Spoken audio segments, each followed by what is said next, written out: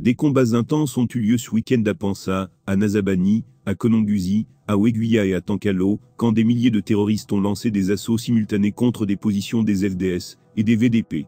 Grâce à la combativité des boys et aux appuis aériens, de très nombreux criminels ont été tués, leur matériel brûlé ou récupéré en fonction des zones. Ce week-end, les terroristes, dans une parfaite synchronisation, ont déferlé sur plusieurs positions des forces combattantes à travers le territoire burkinabé, a appris lundi auprès de sources sécuritaires. Le premier assaut terroriste a eu lieu le vendredi 23 février 2024 aux environs de 18 h à Pansa, au centre-nord, contre un poste de VDP.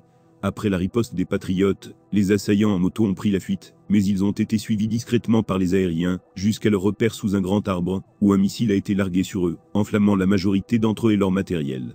Pendant que les rescapés se cherchaient, l'essentiel des attaques terroristes a eu lieu le dimanche 25 février 2024 très tôt. Plusieurs centaines de terroristes sur des motos, appuyés par des véhicules montés de lourdes mitrailleuses, se sont lancés sur le détachement de Nazabani, dans la région de l'Est. Les combats étaient violents, et le détachement était submergé par l'arrivée de renforts ennemis. Près d'1 millier de terroristes marchaient sur la base. Un grand groupe s'est détaché, et est entré dans le détachement, mais les criminels ont été stoppés par un missile en provenance des cieux. S'ensuivit la débandade. D'autres vecteurs sont arrivés, et la chasse aux fuyards a débuté. Une colonne de motos de fuyards a été aperçue vers 6 h du matin, et frappée par un puissant missile, une trentaine de minutes plus tard. Un autre groupe s'est caché sous un grand arbre, avec son picu et ses motos, croyant être tirés d'affaire, mais ils ont été pulvérisés dans leur cachette par un autre missile, expédiant un deuxième pic rempli de munitions, et ses occupants en enfer au moment où ils tentaient de se camoufler sous un arbre. Au même moment, au nord de Kgouzi, au moins 1 millier de combattants terroristes se sont lancés sur la position temporaire du 16e bataillon d'intervention rapide en mission dans la zone de Yalka. Les vecteurs aériens ont repéré une longue colonne de plusieurs kilomètres de fuyards. Après les combats, ils ont été soigneusement suivis jusqu'à leur arrêt sous un grand arbre, pour faire le point. Là, les terroristes ont été violemment frappés par un missile, les rescapés prenant la fuite, laissant leurs acolytes brûler dans un grand feu. Les vecteurs aériens ont continué la traque des assassins. 2 groupes de fuyards ont fait jonction sous un arbre, pour poursuivre leur route, mais le missile tiré par un vecteur aérien les a anéantis, pendant que les vecteurs aériens multipliaient les frappes contre les autres criminels. Sur un autre front, le 25 février 2024 vers 7 h, c'est le bataillon mixte de marche de Tain dans la zone de Weguia, qui a été pris pour cible.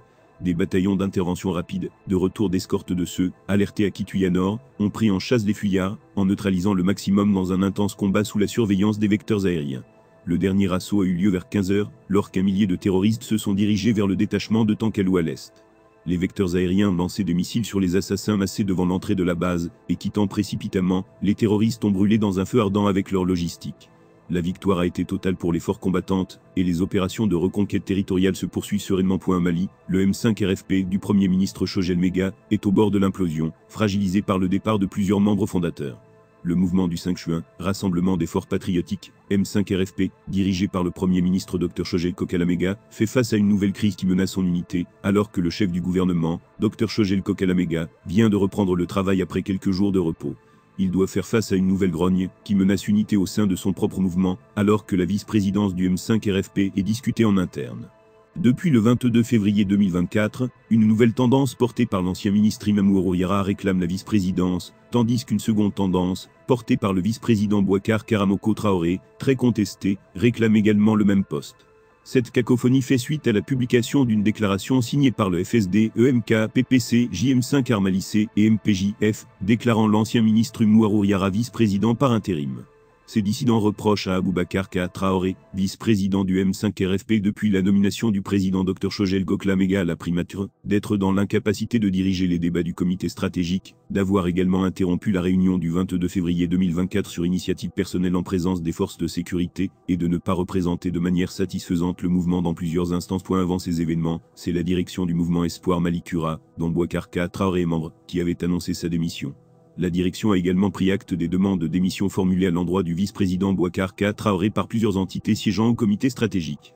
Auparavant, la direction de l'AN annonçait le retrait du mandat de vice-président et décidait de son placement à la tête du M5 RFP, afin d'empêcher l'implosion du mouvement. En réponse, le vice-président du M5 RFP, déposé par ses camarades des mouvements suspendus, a publié un autre communiqué dans lequel il annonce la suspension de 12 de ses camarades, qu'il cite nommément. Boubacar Ka Traoré leur reproche à son tour de perpétrer des atteintes graves à la cohésion et de violer l'esprit d'union sacrée autour des idéaux du peuple malien porté par le M5 RFP. Ses membres se sont illustrés par le retrait fracassant de la salle de réunion, le 22 février, et leur mépris pour les forces de l'ordre. En annonçant qu'ils ne sont plus autorisés à agir, et à s'exprimer au nom du comité stratégique du M5 RFP, le vice-président Boubacar Traoré continue, malgré sa démission décidée par plusieurs membres, de bénéficier du soutien d'une partie du Front pour la sauvegarde de la démocratie. Le FSD renouvelle son soutien indéfectible au président du comité stratégique du M5 RFP, Dr Chogel Kokalamega, et à son vice-président Boubacar Traoré, peut-on lire dans ce communiqué signé par le vice-président du FSD, Aboubacar Touré. Dans la foulée, cette tendance du FSD s'est désolidarisée de la déclaration qui a décidé de confier la vice-présidence du M5 RFP à Imam Oumar Diarra. Pire encore, elle a annoncé la suspension de Mutagatal, président du CNIDFI, d'un certain Ibrahim Massila du parti Espoir pour la démocratie et la République, et le président du parti Ramapolis Malboro. Au milieu de cette cacophonie, les regards sont tournés vers le président du M5 RFP, Dr Chogel Kokalamega, l'actuel premier ministre de la transition. Ayant obtenu son poste grâce au M5 RFP, il devrait choisir entre les deux nouvelles tendances, qui discutent de la vice-présidence. Il a procédé le 22 février 2024 à l'abrogation des décrets de nomination de 4 de ses collaborateurs, qui selon certaines sources, sont tous membres du M5 RFP. Depuis la chute du régime de feu Ibrahim Boubacar Keïta, le M5 RFP a été marqué par plusieurs crises ayant occasionné le départ de plusieurs responsables qui l'ont fondé. Eh bien, les amis, c'est donc sur cette petite partie d'information que nous allons nous séparer. Qu'en pensez-vous ? Laissez vos commentaires, abonnez-vous à la chaîne, si ce n'est pas encore fait, et partagez la vidéo avec vos amis, si vous l'avez trouvée intéressante. A très bientôt pour de nouvelles vidéos. Bibi. La mission de l'ONU en République démocratique du Congo, MONUSCO, amorce mercredi 28 février son retrait du pays, réclamé par Kinshasa, qui la juge inefficace, avec la remise officielle aux autorités congolaises de la première de ses bases du Sud Kivu. Après 25 ans de présence, le départ des casques bleus a été acté en décembre par le Conseil de sécurité des Nations Unies, malgré ses inquiétudes sur l'escalade de la violence dans l'Est congolais. La MONUSCO, ex-MONUC, qui compte actuellement environ 15 000 casques bleus, est encore présente dans les 3 provinces les plus troublées de la région, le Sud et le Nord Kivu, ainsi que l'Ituri. Pour un retrait que l'ONU et Kinshasa disent vouloir ordonner, responsable et durable, un plan de désengagement en 3 phases a été adopté. La première, planifie le retrait de la MONUSCO du Sud Kivu, d'ici le 30 avril pour ses militaires et policiers, le 30 juin pour sa composante civile. Avant le mois de mai, la force onusienne est donc censée quitter ses 14 bases de la province et les céder aux forces de sécurité congolaises. Celle de Kamanyola, toute proche des frontières burundaises et rwandaises, est la première dont les clés seront remises à la police nationale, PNC. À quelques heures de la cérémonie, les avis sont partagés dans la cité d'une centaine de milliers d'habitants. Ça ne me fait ni chaud ni froid, Lachombi Taboba, président du conseil local des jeunes. Chaque soir, dit-il, on les voyait se promener dans des blindés vers la plaine de la Ruzizi, bande frontalière sous la menace de groupes armés résiduels.